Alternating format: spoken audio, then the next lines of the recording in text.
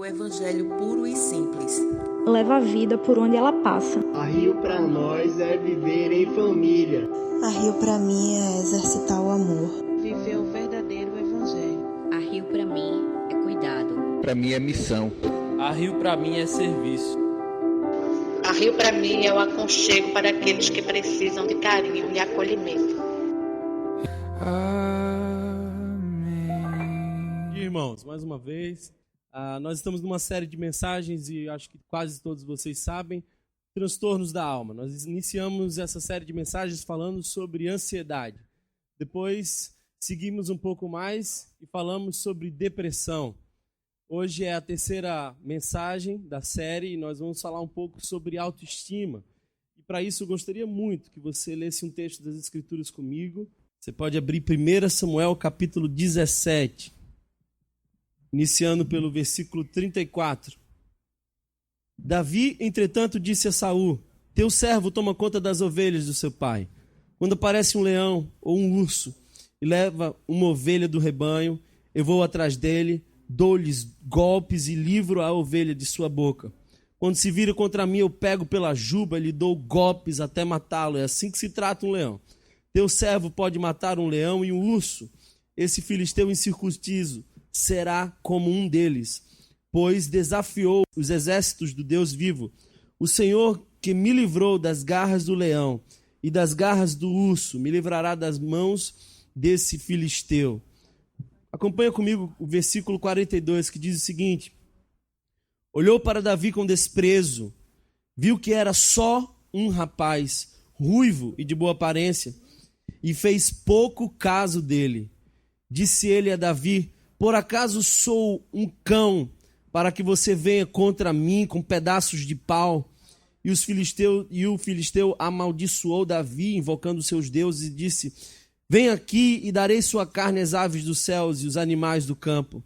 Davi, porém, disse ao filisteu: você vem contra mim com espada e com lança e com dardos, mas eu vou contra você em nome do Senhor dos exércitos, o Deus dos exércitos de Israel, a quem você desafiou.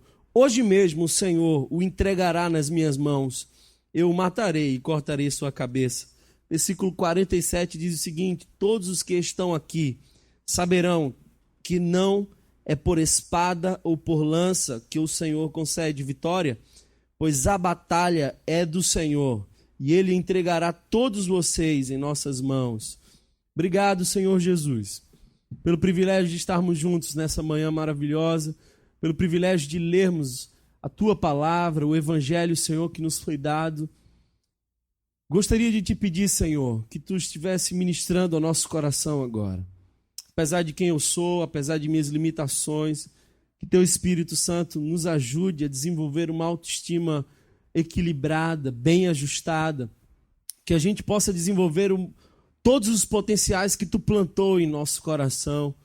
E a gente, Pai, possa reconhecer os nossos limites, mas tentar sempre ir além de nosso conforto, de nossas zonas confortáveis, Pai. Eu gostaria de te pedir, Senhor, que Teu Espírito Santo achasse endereço no coração de cada um de nós, que assim seja para a Tua honra e glória. Amém, amém. Autoestima é um tema que tem tudo a ver com todos nós, pertinente a cada um de nós, porque todos nós temos autoestima. É bem verdade que alguns têm uma autoestima um pouco mais elevada, outros uma autoestima um pouco mais baixa. Aliás, é possível ter uma autoestima elevada demais e isso atrapalhar a sua vida. Por exemplo, é o caso do rei Nabucodonosor. A palavra de Deus diz que o coração de Deus se incomodou com a autoestima tão elevada de Nabucodonosor e fez com que ele terminasse os seus dias de modo terrível. Sabe por quê? Porque Deus não divide a glória com ninguém. Deus não nos chamou para viver por nós mesmos, buscando a nossa própria glória.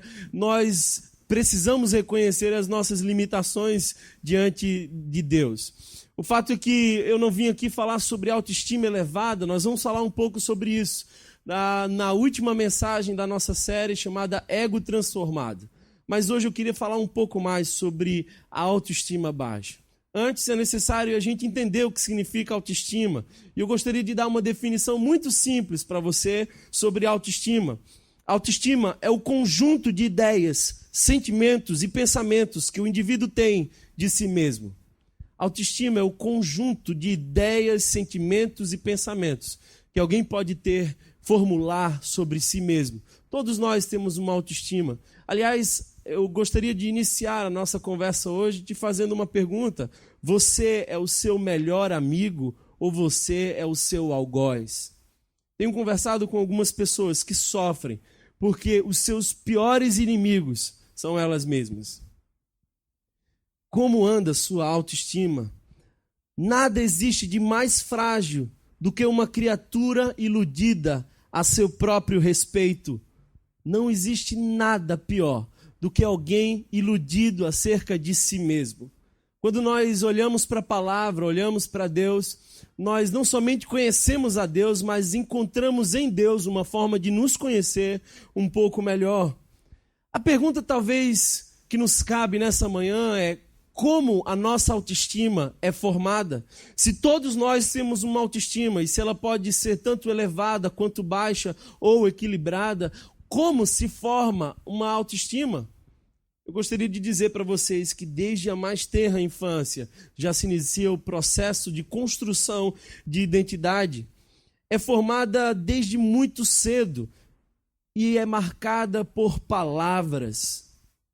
Deixe-me dizer para vocês, eu sou capaz de lembrar de situações da minha infância e tenho certeza que você também, de palavras que nos foram ditas. E palavras tanto nos levam adiante quanto nos fazem paralisar no caminho. Eu lembro, eu já contei isso aqui algumas vezes, eu nunca fui bom de bola, mas eu joguei um tempo no time da escola e eu era reserva do melhor jogador da escola, então eu quase nunca entrava, irmão. E era angustiante demais para mim, porque eu ficava torcendo, como ele era muito bom, eu ficava torcendo para o irmão se machucar, para ver se tinha uma chance de entrar no futebol. Mas eu lembro que um dia o treinador do time me chamou no canto e falou assim: olha, você vai entrar. E ninguém marca como você marca. Você é o que melhor faz isso aqui. Eu não sabia daquilo. Mas eu vou te falar uma coisa. Quando ele me disse isso, que eu entrei, eu esqueci a bola. Eu só olhava para o pessoal, eu marcava como ninguém marcava, porque eu ouvia aquelas palavras e elas tocaram meu coração.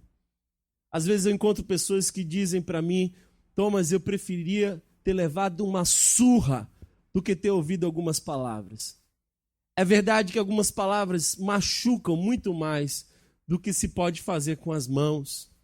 E palavras ajudam a construir a nossa identidade. Não somente palavras, mas alguns fatos. A nossa história é um retalho de dias escuros e claros. É um tecido feito com cores vivas e cores não tão vivas assim. E é bem verdade que alguns dias são terríveis. Andei conversando há um tempo atrás com uma pessoa que perdeu o pai e a mãe no mesmo dia. E ela disse para mim que aquele dia foi tão marcante que ela não vai esquecer nenhum daqueles detalhes. E ela carrega aquele funeral com ela durante toda a sua vida. Fatos também são extremamente marcantes. Condição social é uma coisa que hoje tem tanto significado para cada um de nós. Às vezes as pessoas nascem em comunidades carentes e aquela situação delas fazem com que elas acreditem que não existem possibilidades de ascender na vida. Pessoas que acreditam que se nasceram pobres, serão pobres, se nasceram em situação de sofrimento, vão viver assim para sempre. Talvez Deus te trouxe aqui nessa manhã para dizer que Ele é capaz de mudar a sua história. A condição social é só um detalhe do tempo. Talvez seja um momento que Deus te permitiu viver para que mais na frente você possa dizer acerca daquele momento: eu venci. Irmãos, não somente condição social, mas eu também gostaria de dizer para você que características físicas são marcantes na construção de nossa identidade.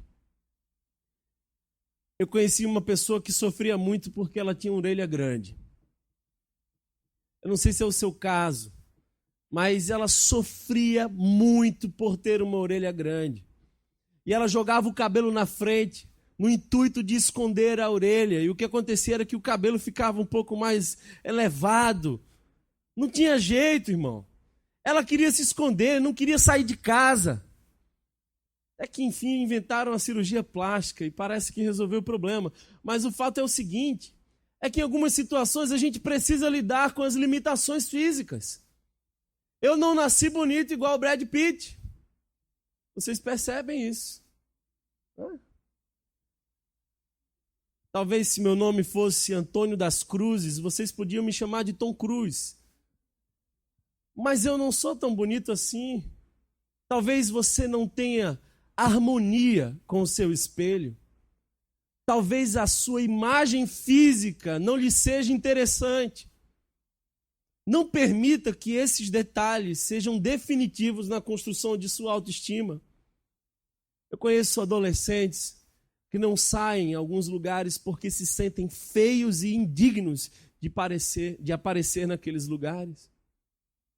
Na sexta-feira, uma pessoa chegou para mim e falou assim, olha, eu queria muito trazer uma adolescente para cá, mas ele disse que não tinha roupa para isso e não tem condição de estar numa reunião como essa. Eu lamento essas situações. O fato é que há uma interpretação emocional que muitas vezes é negativa e destrutiva. Agora eu queria que você prestasse bastante atenção em mim agora, porque eu quero te falar uma coisa. Talvez dessas coisas todas que eu falei, dessas características, a que mais forma a nossa identidade seja a interpretação emocional. Nós ouvimos constantemente dizer que é impossível mudar o passado. Mas acompanhe comigo um raciocínio um pouco diferente dessa afirmação. O nosso passado é feito por memórias. E as memórias são atitudes seletivas de nossa mente. Nós não lembramos de tudo. Você não lembra do que você tomou café há 3 dias atrás. Você vai descartando, mas existem memórias base de nossa emoção. E eu gostaria de dizer para você o seguinte, se nós selecionamos a memória, é porque nós demos um sentido a ela. A gente só seleciona o que é importante, então naquele momento a gente achou importante memorizar aquilo. Agora, quando a gente memorizou e achou importante, a gente deu um significado, a gente deu uma importância, a gente leu aquela situação com outros olhos. E o que acontece é que todas as vezes que nós revisitamos a nossa memória, nós interpretamos aquele fato de forma diferente.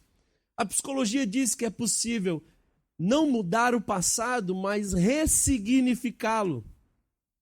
Você pode olhar para trás e dar um novo sentido a tudo aquilo. Agora, se isso acontece e você consegue ressignificar o seu passado, você mudou o passado. Porque você já não olha para o seu passado da mesma forma. Você já não olha para as situações que lhe aconteceram do mesmo modo. Então, irmãos, talvez de todas as coisas que constroem a nossa identidade, a interpretação emocional que a gente dá seja uma das mais importantes, ao lado de uma outra coisa muito importante: família. Família é o núcleo social mais básico e importante da formação nossa. É a célula máter da sociedade. A sociedade vai mal porque a família vai mal. Eu conheço algumas pessoas que dizem, olha, eu não sei o que é um abraço do meu pai. Eu não sei o que é o beijo de uma mãe. Há um tempo atrás eu atendi um jovem que chorava copiosamente. Eu fiquei na expectativa de saber o que estava acontecendo. E ele disse, olha, não está acontecendo nada agora, é que a minha vida é um acontecimento de sofrimento. Eu não conheço minha mãe, não conheço meu pai, eu não sei o que é um abraço de uma família. E aquilo foi fundamental para a construção de sua identidade. Sabe, aí, nesse processo, coisas importantes assim vão construindo. Porque aconteceram coisas que não deveriam acontecer. E traumas, porque não aconteceram coisas que deveriam acontecer. Então, às vezes a gente fica na expectativa de que aconteçam algumas coisas que jamais aconteceram. Certa vez uma pessoa falou assim: olha, eu não tenho lembrança do meu pai me mandando, ou minha mãe me mandando escovar o dente. Isso me gerou muitos problemas, porque os meus dentes caíram, apodreceram, eu fiquei banguelo, como diz o matuto, desprovido. Às vezes acontecem coisas que jamais deveriam ter acontecido. Casos terríveis de abuso sexual, de violência doméstica. Quem já sofreu cenas onde a sua liberdade foi violada e as situações foram completamente indignas, sabe o quanto isso é doloroso. Eu gostaria de dizer para você que viveu coisas que não deveria ter vivido, ou deixou de viver coisas que deveria ter vivido, que hoje o Deus que é capaz de curar as feridas antigas da alma está nesse lugar. Eu não vim aqui na condição de psicólogo, mas eu vim na condição de ministro do Evangelho dizer para você que para toda ferida da alma, Jesus é o remédio. Não importa o que aconteceu no passado, o que importa é daqui para frente. Jean-Paul Sartre, que não era cristão e estava longe de ser, filósofo existencialista, ele disse certa vez: não importa o que fizeram com você, o que importa é o que você vai fazer do que fizeram com você, porque no fundo o que importa é o que você faz das coisas que te aconteceram. Você pode passar a sua vida inteira culpando fatos que aconteceram ou que não aconteceram, ou pôr um ponto final em suas lágrimas e viver uma vida ressignificando a sua história. Eleanor Roosevelt disse uma frase que acho poderosa, disse: ninguém pode fazê-lo inferior sem a sua permissão. Ninguém pode te fazer inferior sem o teu consentimento. Se você se sente inferior, é porque de alguma forma você contribuiu no processo, ainda que com a sua omissão ou aceitação. Você não é inferior. Você é plano escolhido de Deus. Você é sonho do eterno. Você estava na agenda do Senhor Jesus. Ah, Thomas, você não conhece a minha história. Você não sabe a dor que eu carrego aqui dentro. A minha mãe tentou me abortar muitas vezes. E não conseguindo, depois da concepção, ela me doou. Eu fui desprezado, desprezada. Opa! A palavra de Deus diz que ainda que a tua mãe te desampare, Ele não te desamparará. Talvez você interprete isso como fruto do acaso, mas eu quero dizer uma coisa: Deus sonhou com você. Deus é apaixonado por você. Ninguém pode fazê-lo inferior sem o seu consentimento. A autoestima baixa é extremamente danosa. E ela pode apresentar algumas características, como, por exemplo, autodepreciação. Eu fui capelão de uma escola. E um dia eu estava dando aula quando alguém desesperadamente bateu na porta e disse: professor, corra! Temos uma urgência. Havia naquela escola uma menina que eu já tinha identificado. Ela sempre andava com os seus cabelos cobrindo o rosto. Nós quase não conseguíamos enxergar a sua face. E o que aconteceu foi que naquela aula, a angústia foi tomando conta de seu ser. E ela começou a pegar um compasso e começou a cortar de cima a baixo o seu antebraço. E o sangue começou a escorrer na carteira, na bancada que estava, e ela chorava e cortava, e ninguém conseguia pará-la. Eu interrompi a minha aula, tirei ela de sala de aula, levei para o local onde eu fazia atendimento dos alunos e perguntei: diga-me o que está acontecendo. Aí ela falou: eu nunca falei com ninguém, nem vou falar para você. Nós passamos mais de 1 hora em silêncio. E eu velava o seu choro. Até que em determinado momento ela disse o seguinte: há tanta dor dentro de mim que eu gostaria que doesse fora por alguns minutos. Eu carrego tanta dor na alma que melhor seria ver a minha dor e saber e identificar de onde ela vem. Aquela menina tinha sofrido traumas na sua infância. Estavam construindo a sua identidade. Ela fazia o trajeto da morte. Ela percorria os caminhos de autossepultamento. Mas há um texto nas Escrituras que diz que a viúva do filho de Naim estava levando o seu filho para o cemitério até que encontra-se com Jesus. É a multidão do desespero com a multidão da esperança. É a multidão que vem celebrando os milagres do Mestre com a multidão que vinha velando e chorando a desgraça. Ela não tinha ninguém por ela, ela era viúva e o seu único filho havia morrido. E aí Jesus interrompe o fluxo da morte, entra naquela procissão do desespero e toca naquele jovem, levantando e tirando ele da morte para a vida. Eu vim aqui nessa manhã falar para você daquele que transforma o pranto em festa. Eu vim aqui nessa manhã contar para você de que há um Deus que se importa contigo, que sonhou contigo. Você não é fruto do acaso, você é projeto de Deus e Ele é capaz de hoje transformar o seu desespero em alegria, em esperança. Às vezes a autoestima, ela pode causar insegurança. Deixe-me fazer uma pergunta para vocês.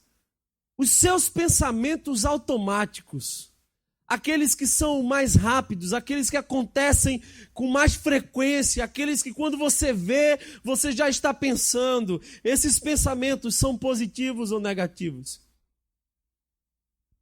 Olha, conviver com alguém cujos pensamentos automáticos são negativos é extremamente angustiante. Porque você dá uma ideia e o cara diz assim: não vai dar certo. Você dá uma outra sugestão, aí ele vai falar: não vai funcionar. Aí você disse: poxa, eu não dou uma dentro. Não, é que ele está fora.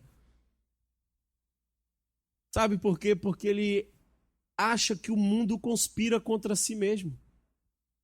Então, todo o pensamento automático dele é de tragédia, que vai acontecer alguma coisa ruim com ele.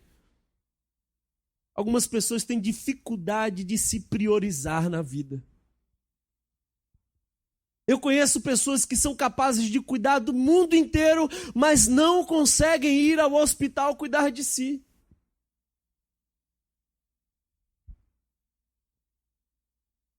Aí, os mecanismos da baixa autoestima começam a aflorar, e um deles é a necessidade de afirmação. Aquele que está tentando dizer quem é, está inseguro acerca de si.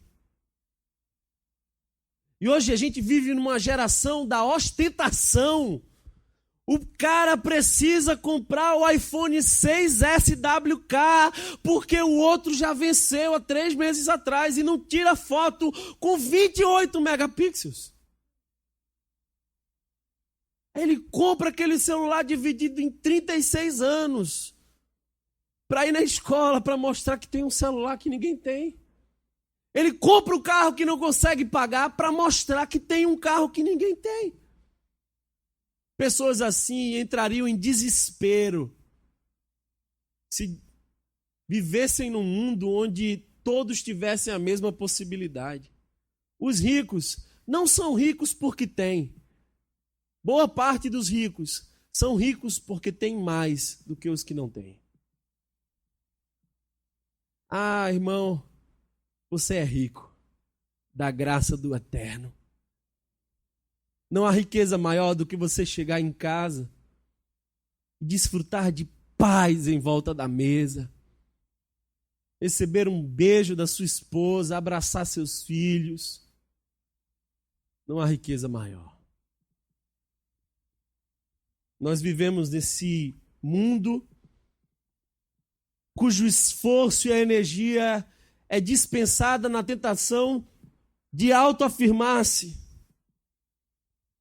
E aí, quase sempre, o que se acompanha de uma baixa autoestima é um mecanismo de autossabotagem. A gente vai se sabotando no processo porque a gente não suporta a ideia, de modo inconsciente, de crescer e ser mais do que somos. Como ficará o nosso discurso de autopiedade se nós crescermos, se nós mudarmos? Então a gente fica usando desculpas para estancar o fluxo de nosso crescimento. Talvez você e eu precisamos identificar nessa manhã aquelas desculpas que nos impedem de sair do nosso conforto e ir além. Ah, eu estou velho demais, eu não consigo mais fazer nada. É sabotagem. Eu não tenho tempo para investir em mim. É sabotagem. Ninguém me ama, por isso eu não saio de casa. É sabotagem. Eu não consigo fazer aquilo ali. Já tentou? Nunca tentei. É sabotagem. Todos nós precisamos na vida, em algum momento, nos reinventar. Parte de sua cura é perceber a sua doença. Sabe qual é o primeiro processo quando você chega no hospital? Diagnóstico. Hoje, quem sabe, é o dia de você diagnosticar a sua alma adoecida. Quando o marqueiro erra o alvo, vai buscar a causa do erro dentro de si mesmo. Se não acerta na mosca, não é culpa do alvo. Para melhorar sua mira, melhora a si mesmo. Não é o mundo, não é o alvo. É você e sua mira. Não ponha a culpa no alvo. Ponha a culpa na sua mira. Resolva a sua mira. Queria fazer algumas perguntas para você. Fique bem atento. Porque se as respostas forem positivas, esse é um sinal de que essa mensagem pode ser especialmente para você. Você evita o espelho? Ou se dedica demais a ele na tentativa de se melhorar e se afirmar? Crê que os outros não se interessam por você? Você não se acha uma pessoa habilidosa? Não enxerga em si capacidades belas, únicas? Não consegue se perdoar? Você consegue se perdoar? Crer que as pessoas não sentem sua falta? Não é satisfeito com sua aparência? Você não gosta de sua autoimagem? Está frequentemente mal-humorado? Acha que não é capaz de atrair pessoas do sexo oposto? Considera a sua vida pouco importante? Possui a ambição desmedida por ocupar altas posições como um modo de sentir-se valorizado?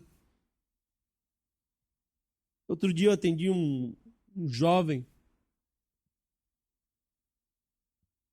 desesperado porque não recebeu uma promoção que ele estava esperando. E aí eu perguntei, olha, como foi sua vida? Ele disse, olha, eu sempre fui muito pobre. E eu ouvia o meu pai dizer, você não vai dar para nada, menino. Você não vai servir para nada. E ele passou anos tentando provar para o pai que o pai estava errado. E a autoestima dele foi adoecendo tanto que ele só conseguia pensar em crescer para provar que não era quem o pai achava que era. Eu acho belo porque a teologia reformada diz que toda verdade é verdade de Deus, ainda que esteja na boca do diabo. E eu gosto muito de algumas canções, embora não goste de todos os cantores que cantam essas canções. Em especial, eu gosto do cantor e da canção de Legião Urbana. E tem um trecho da música que diz que ele fez uma descoberta excelente. Ele descobriu que não precisava provar nada para ninguém. Você não precisa provar nada para ninguém. Você não precisa comparar-se com ninguém. A sua única competição é olhar para si e dizer: eu preciso ser melhor amanhã do que eu fui ontem. Não olhe para os outros, porque isso pode ser extremamente adoecido. O filósofo Sócrates diz: conheça-te a ti mesmo. Alberto Caeiro diz o seguinte: procuro despir-me do que aprendi. Procuro esquecer-me do modo de lembrar que me ensinaram e raspar a tinta com que me pintaram os sentidos, desencaixotar minhas emoções verdadeiras, desembrulhar e ser eu mesmo. Talvez hoje seja amanhã que Deus escolheu para você desembrulhar a sua verdadeira identidade e curar a sua autoestima. Agora, uma autoestima baixa, quais são as causas dela? A primeira causa é que ela paralisa os nossos potenciais. Ela nos paralisa com todas as nossas potencialidades. Você já ficou curioso?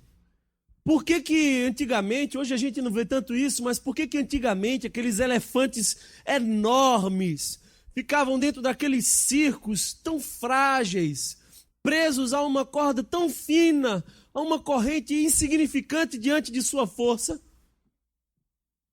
Eu vou explicar por quê. Há uma técnica de adestramento para elefantes. Geralmente se pega eles novinho e prende ele com a mesma corda.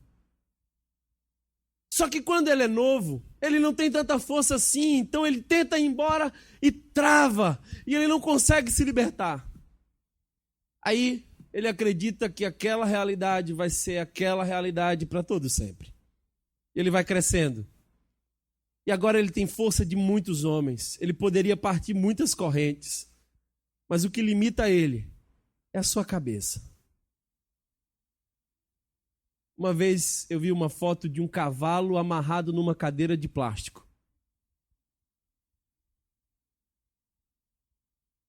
E eu fiquei pensando, se esse cavalo soubesse quanto pesa a cadeira de plástico, ele se libertaria. Talvez o que você acha que te paralisa é insignificante diante da potência que Deus colocou em você.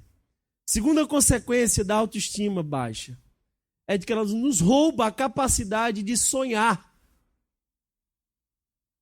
A gente começa a se achar indigno de sonhar com tanto. Quem sou eu? Fazer uma viagem para tal lugar, não tenho esse dinheiro. Fazer tal curso, tá doido, é muito difícil. Uma vez eu conheci um jovem africano que veio estudar no Brasil.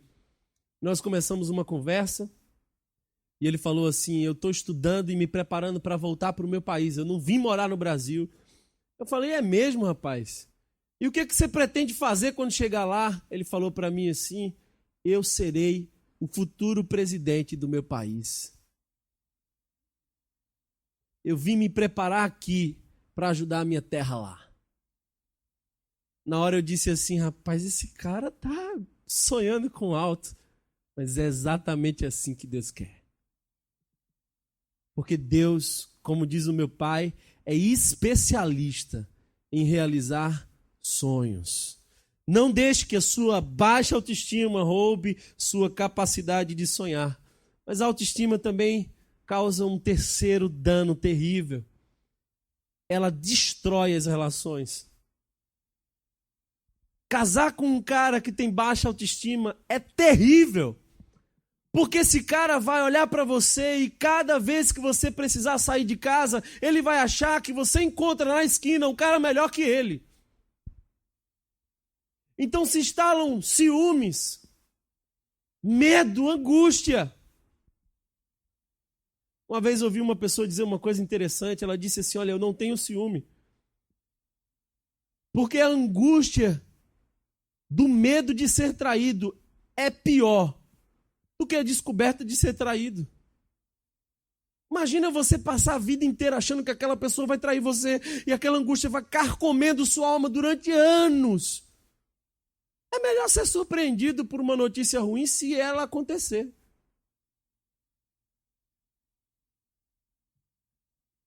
Cure sua autoestima. Relacionar-se com pessoas com baixa autoestima é difícil. São pessoas extremamente melindrosas. São pessoas que a gente não pode falar um pouquinho mais alto. Já gritou comigo, pastor. O cara critica, põe o dedo, fala isso, fala aquilo, mas quando responde, oh meu Deus, vamos embora dessa igreja. Não é? Conheço casais que se ameaçam separar toda semana. Briga, a menina diz, vamos embora. Deixa Jesus curar a sua autoestima nessa manhã. Agora eu falei da autoestima, mas eu não vim aqui apenas para falar dela. Eu vim aqui dizer para você que hoje você pode sair diferente de como você entrou. Eu queria que você acompanhasse comigo uma leitura que eu quero fazer em Números, capítulo 13, livro de Números, aliás, capítulo 30. Números está logo no início. Números, capítulo 30. Aliás, 13, 30. Desculpe, irmãos. Acho que é minha baixa autoestima. 13, 30. Essa é uma história interessante porque o povo de Israel passou anos e anos e anos esperando o grande dia onde eles iriam avistar a terra prometida. E Deus diz para Moisés o seguinte, olha Moisés, pega um homem de cada tribo, 12 homens, e eles serão os espias da terra que eu lhes darei por herança. Sobem 12 homens para observar a terra. O fato é que a terra era bela, a terra manava leite e mel, a terra era preciosa, mas a terra estava ocupada. E não era qualquer ocupação, eram descendentes de gigantes, eram homens enormes, bem montados, homens com um poder bélico, destrutivo. E se comparado ao povo de Israel, o povo de Israel estava completamente desprotegido. Os versículo 30 diz que esses homens voltaram. E os 12 homens tinham um relatório a fazer da terra prometida. 2, Caleb e Josué, tinham um relatório diferente dos 10 outros que observaram. E eu queria que você olhasse comigo o seguinte. Então Caleb fez o povo calar-se perante Moisés e disse, subamos e tomemos posse da terra. É certo que venceremos. Mas os homens que tinham ido com ele disseram, não podemos atacar aquele povo, é mais forte do que nós. E espalharam entre os israelitas um relatório negativo acerca daquela terra. Disseram, a terra para a qual fomos em missão de reconhecimento devora os que nela vivem. Todos os que vimos são de grande estatura. Vimos também os gigantes, os descendentes de Anak, diante de quem, observe agora essa leitura, diante de quem parecíamos gafanhotos a nós e a eles. Agora olha para mim. Tem 12 homens escondidos numa montanha olhando uma terra, e eles observam que aquela terra estava ocupada. Eles decidem voltar e trazer cada um o seu relatório. 2 deles dizem, a gente vai subir. Não está fácil não, mas a gente vai resolver esse negócio. Deus já deu essa terra para a gente vai resolver essa parada. Pode vir quente que eu estou fervendo. 2, estamos aos olhos deles como gafanhotos. E eles imaginavam que eles tinham visto o pessoal que estava espiando e que achou que eles também eram gafanhotos. Talvez você se olhe e diga assim, eu sou um bichinho, um gafanhoto, sou um nada. Sabe quem entra naquela terra prometida 45 anos depois? Caleb e Josué. E Caleb diz, ainda estou forte como os dias que eu subi na montanha para observar essa terra. Deus honra a quem põe o pé em fé no chão da vida. Não deixe os seus medos paralisarem você. A pergunta que eu quero fazer hoje é como você se percebe? Será que você diz, eu sou um vencedor e vou vencer essa batalha? Ou você diz, eu sou como um gafanhotozinho? Se você não ouviu nada do que eu disse até agora, ouça uma só verdade que eu quero te falar. Não desista diante das dificuldades. Sua vitória é logo ali. Um professor de música disse sobre seu aluno, esse jovem tem uma maneira estranha de manusear o violino e pior, prefere tocar suas próprias canções ao invés de aprimorar as suas técnicas. Minha opinião, esse jovem não tem futuro. Quem era o jovem? Beethoven. Um outro jovem procura emprego no sul dos Estados Unidos e não foi aceito em lugar nenhum. Apenas uma única empresa deu condições para que ele trabalhasse lá, mas demitiu ele logo em seguida, dizendo, esse jovem é pobre de ideias. Eu estou falando de Walt Disney.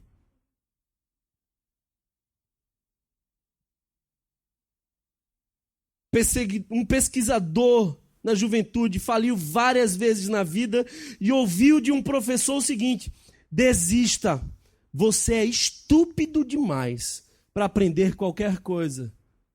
Eu estou falando de Thomas Edison. Um jovem cubano não foi aceito no alistamento militar por conta de asma. Eu estou falando de Che Guevara.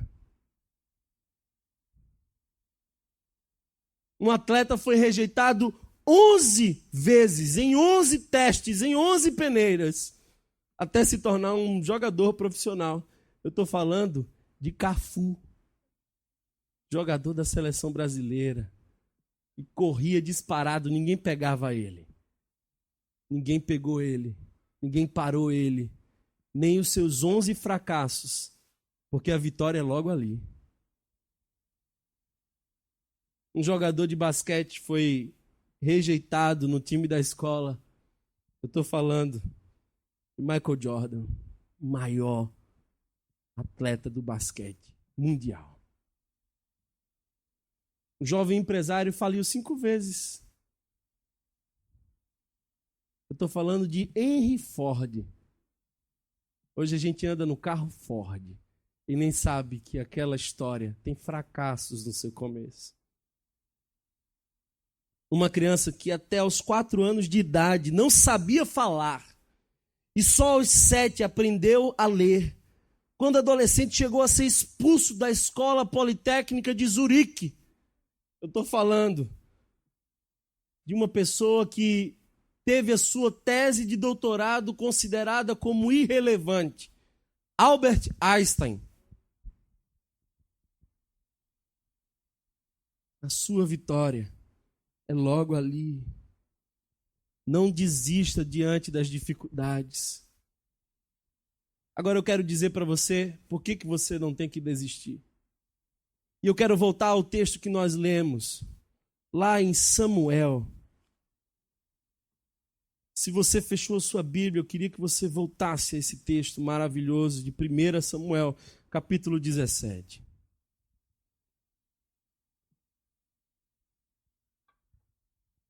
Carlos Drummond tão conhecido de todos nós, fez um poema, talvez o mais conhecido de todos nós. No meio do caminho havia uma pedra.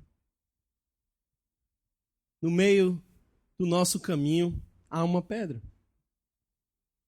Ela tanto pode ser algo que aponta para uma desistência, ou como pode ser no caso de Davi, a pedra da vitória. A pedra da vitória estava no chão, em direção a Golias. Davi, irmãos, era o caçula de sua casa. Eu queria que você entendesse, e você pode ler isso no capítulo 16, versículos 6 a 12, de que Deus levantou o profeta Samuel para ungir um novo rei, porque ele tinha rejeitado o rei Saul. E o profeta chega na casa de Jessé, o pai de Davi. E o pai de Davi começa a falar dos filhos e mostrar um a um. E o primeiro que mostra, o profeta diz: olha o tamanho desse homem, é esse aí o rei de Israel. E aí o que eu acho mais lindo de tudo é que os céus se abrem e a voz de Deus fala ao profeta dizendo: calma, meu filho, porque eu não vejo como você vê. Você vê a aparência, eu sondo o coração. E os filhos de Jessé foram um a um sendo rejeitados. Eu imagino que o penúltimo deles foi um fracasso, porque o pai olhou assim e disse: o que é que a gente vai fazer? Tem certeza que é aqui? Aí Samuel faz uma pergunta, diz: olha, sobrou mais algum? O último. Aí Jessé diz: tem um pequenininho que a gente botou para ser pastor de ovelhas. Hoje em dia a gente fala de pastor como título, mas pastor é uma das profissões menos priorizadas. O cara não podia ser nada, ele ia ser pastor, ele ia cuidar de bicho. Traz Davi aqui. Quando põe Davi na frente de Samuel, Deus diz: é esse que eu escolhi. É esse que vai ser o futuro rei. A Bíblia diz que ele era ruivo. Imagina você, até na nossa cultura, ser ruivo é ser estranho. É ou não é? Outro dia eu vi uma menina passando no shopping, toda ruiva. Eu achei bonita, aquela estranha beleza. Não é? Mas na cultura de Davi não era, não. Na cultura de Davi era um negócio estranho mesmo. Ixi, ruivo. O profeta disse que o irmão dele era alto, mas não fala nada da altura de Davi, porque provavelmente Davi é baixinho. Agora eu estou falando do caçula, pastor de ovelha, ruivo e baixinho. E o pior de tudo é que a família abusava dele. O pai dizia assim: olha, meu filho, vai levar um recado lá para os meninos. Sabe aquele menino de recado? Não sei na sua casa, mas na minha a gente pega qualquer menino assim que passa: vá que eu sou mais velho, já estou mais cansado. Aconteceu já com você, né? Você ficou rindo porque se identificou. Ele era ignorado pela família, mas ele foi lembrado por Deus. Eu não sei se você já foi ignorado pela sua família. Não sei como foi a sua história. Não sei se você se sente esquisito. Não sei se você tem hoje uma atividade desprezível diante da nossa cultura. Eu não sei se você é o caçula, eu não sei se você foi ignorado por todos. O que eu sei é que Deus lembra de você, como lembrou do pequeno Davi. O primeiro passo para a gente sarar a nossa autoestima é não acreditar no que falam de você, mas acreditar no que Deus diz a seu respeito. Não acredito no que vocês dizem a mim. Eu acredito no que Deus fala sobre mim.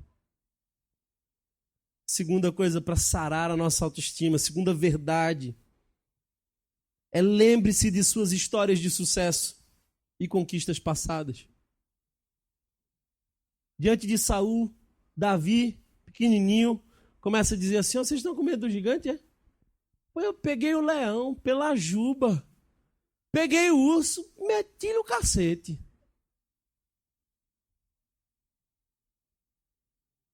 Davi lembrava das conquistas, não das derrotas. Davi dizia: se eu fui vencedor lá atrás, eu vou vencedor agora. E a escala da minha vitória é ainda maior. Começa pequenininho e vai crescendo. Ele lembrou-se do leão, ele lembrou-se do urso e disse: com esse filisteu não vai ser diferente. Em terceiro lugar, terceira verdade que você precisa saber para sarar a sua autoestima. E ouça muito bem isso aqui. Acredite no potencial imensurável que a presença de Deus põe em você. Eu seria estúpido se eu dissesse: você pode. Tem coisa que você não pode. Davi não podia ganhar de Golias. Não é lógico, não tinha porte, não tinha estratégia, não tinha condição. Ele só ganhou porque maior era o que estava nele do que o que estava em Golias. Eu não estou dizendo acredite no seu potencial, você é bom. Eu estou dizendo acredite em quem mora em você, porque ele é poderoso. Uma autoestima sarada não é a pessoa que confia em si mesmo, é a pessoa que confia em quem mora em si, o Espírito Santo de Deus. Você não é a resposta para as suas queixas, você não se basta. Você é um pequenininho, insignificante, que Deus resolveu amar e usar para confundir os que são. A palavra diz que Ele escolheu os que não são, para reduzir a nada aqueles que são. Olhe bem para mim, porque essa é a promessa de Deus para você essa manhã. Você vai confundir os demais com sua vitória. E Deus vai mudar a sua história. Porque se Deus lembrou de um pequeno pastor de ovelhas ruivo, esquecido pela família, Ele lembra de você. Olha lá para trás. Quantas vezes Deus abriu o mar. Quantas vezes Deus fez milagre. Quantos leões você já não matou na sua existência. Não tenha medo. Não tenha medo dos gigantes que estão por vir. Eu acho interessante porque imagina só a história. Golias gigante, Davi pequenininho. Davi olha para ele e diz assim: ainda hoje Deus vai me dar você. Aqui, ó. Ele não disse: eu tenho uma boa mira. Ele não falou: eu me garanto. Não, ele falou assim: Deus vai me dar a vitória. Verdadeira autoestima procede de uma confiança não em si, mas em Deus. Quero caminhar para o final, irmãos. Ontem à noite eu estava estudando e lembrei de um livro antigo. E fui na minha prateleira procurar esse livro. E as páginas amareladas, com cheiro de mofo, me lembraram uma história tão interessante. Ione,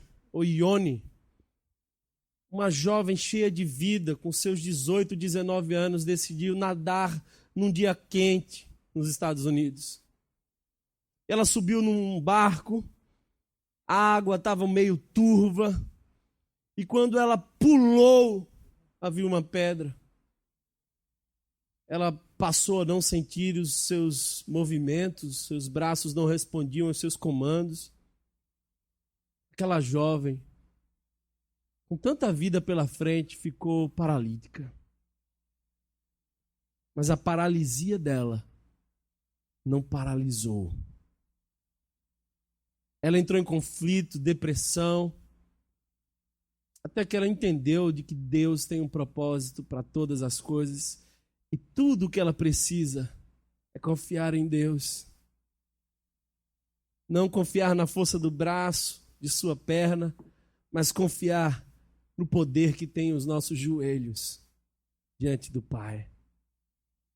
Ela escreveu 2 livros. E o segundo livro é Um Passo Mais, onde ela encontra verdades que a fizeram de uma jovem paralítica a uma missionária do mundo. Aquela jovem rodou o mundo inteiro pregando o Evangelho. e milhares de pessoas chegaram aos pés de Cristo, porque os pés daquela jovem não andavam.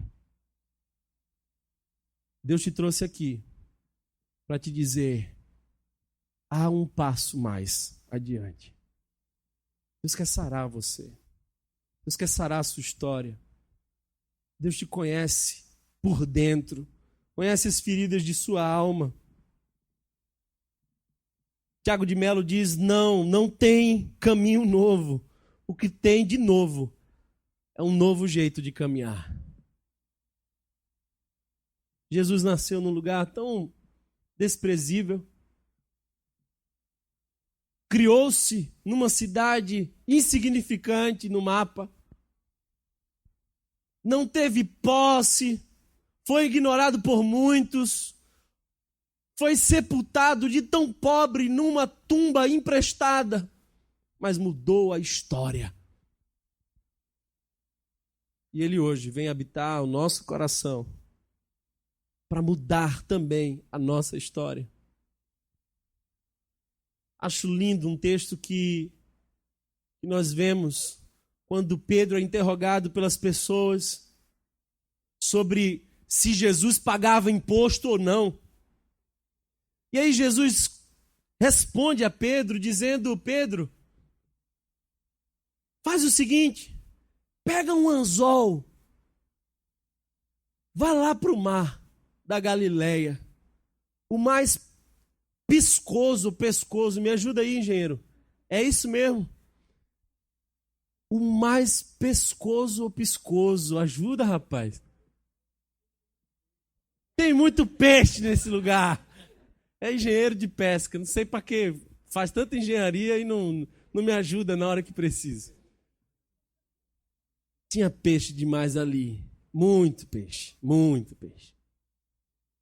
Aí Jesus diz assim, olha Pedro, pega um anzol, não é rede, é um anzol, e vai pegar um peixe. O primeiro peixe que você pegar, ele está entalado com uma moeda. Você tira a moeda e paga o meu imposto e o seu. Aí eu fiquei pensando o seguinte, no mar, talvez um dos mais cheios de peixe, Jesus diz assim, pega um anzol, não é rede. E não é fica lá pescando até achar um entalado, não, é o primeiro do anzol. Vai trazer o que eu e você precisamos. Eu fiquei pensando se Jesus conhece de todos os peixes, até aqueles que estão entalados, até aquele pequenininho, como ele não conhece a minha história e a sua história? Até o peixe insignificante ele conhece. Como ele não nos chama pelo nome? Deus te chama hoje pelo nome, dizendo uma nova história eu tenho para você. Jesus disse, olha, dentro daquele peixe. A Bíblia não diz, mas talvez afundou um navio com moedas e o brilho da moeda chamou a atenção do peixe, que foi lá e engoliu, mas não digeria, e algo incomodava e angustiava. Aí Jesus diz, olha, liberta aquele peixe do que incomoda ele. E ele tem uma coisa que eu quero. É assim com você e comigo. Jesus está libertando você hoje de algo dentro de você que te incomoda, porque ele quer algo que você tem. Ele deseja usar você para a honra e glória dele. Deus não vai sarar a tua autoestima para você ficar fazendo as pazes com o espelho e se chamando de meu bem. Deus sonha com você. Ele tem planos para a sua vida.